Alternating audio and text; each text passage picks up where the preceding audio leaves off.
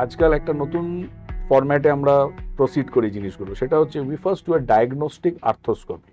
যদিও এটা একটা অপারেশন, কিন্তু এখানে খুবই মিনিমালি ইনভেসিভ করে, মানে কাট marks are very very less, probably even less than centimetres.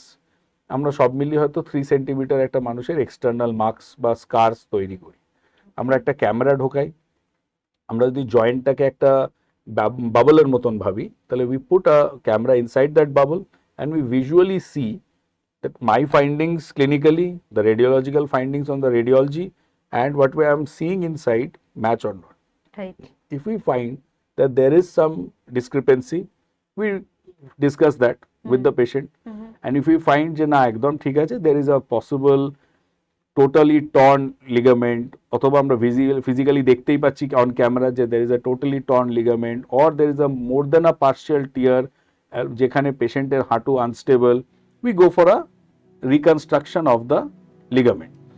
এই জায়গাতে একটা খুব মজার জিনিস আছে, আমরা লিগামেন্ট জেনারেলি যখন ছিঁড়ে যায়, খুব কমই কিন্তু আগের মতন ওপেন করে হাঁটুটা পুরো কেটে খুলে, বড় করে খুলে এই ধরনের অপারেশন করি। এখন মোরাললেস আমরা কিন্তু আর্থ্রোস্কোপিক্যালি প্রসিড করাটাকেই স্ট্যান্ডার্ড প্রসিডিয়ার হিসেবে মেনে নিয়েছি।